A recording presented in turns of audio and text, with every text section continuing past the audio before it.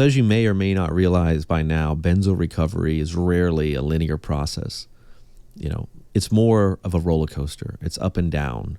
It's 2 steps forward, 1 step back, 3 steps forward, 4 steps back, 5 steps forward, 1 step back. It's a bit bipolar like that. And I think it's good to know that at least can be the experience, right? Because if you go into this thinking that it's like most things, that you're just going to slowly rip the Band-Aid off and everything's going to be okay, and that healing should be linear, that things should just get better every day, you may be disappointed, and I think you'll set yourself up for some false expectations. And it's those false expectations that will scare you, and that will ultimately challenge you and make you think that you're not healing, and oh my God, I'm different, I'm wounded, I'm never going to heal, I'm damaged, I'm permanently damaged. See, I'm 3 months off benzos. Why the hell suddenly this month am I struggling so much worse? Or, and I just want to give you some peace of mind that is completely normal for benzo recovery. Even if you're a year out, 2 years out, and you have a bad month or you have waves and windows, it's normal. It's not linear, unfortunately. Now, sure, as I say that, some of you may say, well, it was linear for me. Well, hey, look, absolutely, it can be. In fact, I tell people my experience in a way was more linear, but there was a lot of smaller ups and downs. I didn't have moments where I had super windows like a lot of you guys. A lot of my clients will tell me they had, months, of just a beautiful window. They were 100% normal. And then the next month or two, they were back in it and they felt like they were back at, square one. My experience wasn't like that. My experience was just sort of like sitting in a pot of boiling water, and every maybe week or month, the pot cooled down by 1 degree, but I will say there was months where, in weeks and periods where it seemed to cool down quicker, and then there was times where things seemed to heat up hotter, so it was still a roller coaster. It was still again kind of bipolar in that respect. So again, I just want to say that because so many clients that reach out to me, so many people that reach out to me, one of the key things they want to know, one of the biggest concerns is precisely that. They didn't realize that benzo recovery wasn't linear. And I think it scares them, they think they're going backwards. And that's the huge fear, is going backwards, starting over. But I can tell you, after months off, years off, the chemistry in your brain or the physiology has changed. You have healed. It's not the same process. That's not to say you're not still suffering. You're not having windows and waves and things like that. But on a chemical, physiological level, on an organic brain change level, you've healed. The problem is mental health and mental illness is a lot deeper than that. It's pervasive, and it encompasses things like our beliefs, our thoughts, our fears, other chemistry, our lifestyle. It's a 1,000-petal onion, right? But just on the sense of brain damage, on just I think that's how most of us look at it. Like, oh my God, I've gone backwards. No, you haven't. But maybe you were left with major health anxiety or health OCD or depression or panic disorder or agoraphobia or maybe a combination of many of those things. And what ends up happening is, even some years removed, these things can flare up, and at some point you might be looking at just severe health anxiety, for example. I have a lot of clients that deal with that, and I tell them, go join a health anxiety support group for one. And you'll listen to people's stories, people that never took a benzo, and listen to them. And you can have a great conversation. You will be shocked to hear how much overlap there is in your two stories. I've had clients that did that, and they came back and said, I talked to this person, and I would have put money on it that they had come off benzos. Their experience was exactly mine. The symptoms, everything, their thoughts, their fears, everything was like me. Or someone who was still dealing with agoraphobia, and they talked to somebody in an agoraphobia support group, and they say, I can't believe this person, they weren't on benzos, they sound like me. And I say, yeah, that's how ugly mental illness can be. There's at some point, it's hard to see the forest from the trees. It's hard to know where benzo withdrawal ends and where mental illness begins. whether it's the pre-existing thing, or in most cases, it's not just that. It's always that. I mean, the pre-existing thing never goes away. I don't think there's anybody that took benzos for a pre-existing condition, was on it a meaningful amount of time, came off it, and the pre-existing thing was gone. That doesn't happen, as far as I know. All right, benzos aren't. It's not antibiotics. Doesn't cure or treat anything. But what often happens is something new was born. Out of acute suffering, prolonged suffering, something new is born. And that's usually what we're looking at years removed, and I talk a lot about this self-sustaining mental loop illness, the benzo loop of mental illness. Benzo causes a mental illness. Even after organic stuff changes, the mental illness that's there remains.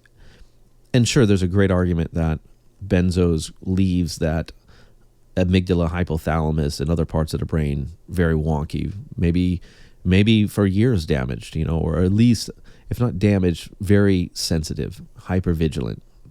You have a kind of a propensity for a certain kind of stress response, which then creates this sort of cascade of symptoms, which then triggers the emotion, which then reinforces those symptoms, which then triggers or changes our behavior, which then creates more emotions, which then creates more chemistry, and it becomes this sort of loop, and it can become completely self-sustaining, like all mental illness can. Well, I'll talk more about that in another video, but I digress. Benzo recovery is not linear, and I think if you can accept that and know the kind of what you're up against, then you can kind of mitigate falls and false expectations and a lot of fear that will come up when you start to wonder why, if I'm 3 months out or even 3 years out, why am I still struggling? What is this? Well, it could be a lot of things, but it doesn't mean that your brain has never healed. That, if you put your brain under a microscope, if you put it on a MRI and things like that it hasn't healed. In fact, you might be surprised. I've seen a lot of clients that had very intimate studies done on their brain chemistry, checked glutamate levels and things like that, cortisol, and they were shocked to see that these things came back largely in the normal range. Now, sometimes they were lower, but they weren't deficit. They weren't what they were expecting. Like, they were going to have these tests done and things were going to come back and there was going to be holes in the brain in the MRI and, this great deficit of chemistry. I mean, sure, sometimes that can happen, especially with the chemistry, but a lot of times, more times than not, even I was surprised to see how those things reported relatively normal, I mean, within a normal range that you could say, well, whatever you're suffering, anxiety, normal within, let's say, someone who didn't take benzos. Again, doesn't mean you can't be completely disabled or going through profound withdrawal or any of that. That's not what I'm saying. I'm just trying to give you peace of mind that if you're worried about having a traumatic brain injury that never healed years later, that's probably not quite the explanation of what's happening. And I think you should take peace of mind in that. I mean, that's a hell of a lot better alternative than if that was true. That you did have some gaping holes or bad chemistry going on.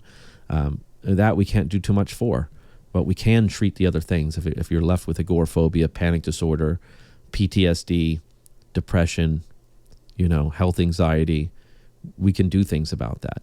But my message to you guys, and it always has been, we have to be careful at some point that we're not fighting this war in the wrong field with the wrong army. Because if you're X amount of time removed and you're just completely convinced that it's benzo withdrawal, no matter what, damn it, this is benzos, all benzos, then it's almost like you're fighting the wrong opponent. You're fighting an invisible monster.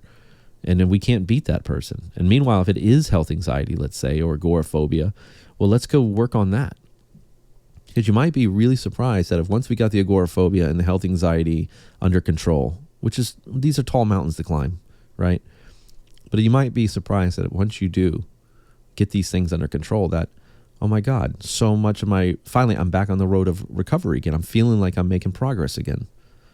We've broken that self-sustaining loop of mental illness that was left in the wake of benzo withdrawal and recovery. I think a lot of us, we get the part of benzo withdrawal. We get through that. But the part of benzo recovery, now that's the tougher part. And I think the misconception is that benzo recovery just comes with time. And that's true. For many people, that is true. If you did, I tell a lot of my clients, I say, look, you don't need to talk to me necessarily. If you did nothing else but just wait for it to pass, there's still a probability is still on your side that you will heal. And you will hear a lot of stories where people healed that way. But if you did develop worse mental illness and there was a self-sustaining loop, then it doesn't matter, because 5-10 years later, you might still be depressed. You might still be dealing with health anxiety. And those things tend to get worse over time, which is why people 5 years out sometimes say they feel worse. But again, it doesn't mean it's benzos. It's left in the wake of benzos. I mean, it all comes back to benzos, sure. But we have to fight the war with the right army, with the right armies, the right opponents. So again, I know I deviated a little bit here, but there's so much to say about any of these topics. I find it hard to stay completely on topic because there's just so much to be said. But benzo recovery is not linear for most of us. Accept that. And I think you're going to be able to check your expectations and navigate your way through this and not panic and not lose your cool and start to tailspin when you do have a wave and you convince yourself that I'm back to square one. Oh my God, I can't do this again. I won't be able to do this again. You have all this expectation. If you're back at square one, then that means you have to go through everything you just went through. And that's just so self-defeating. And for a lot of us, that's like, we just can't accept that. But the good news is you're not back at square one. No matter how bad your wave feels, you're not, especially if you're, like I said, X amount of time, months, years removed, your brain's changed. You've healed. Now, my suggestion is, while there may still be some time to heal, you might have been left with a hypervigilant part of your brain.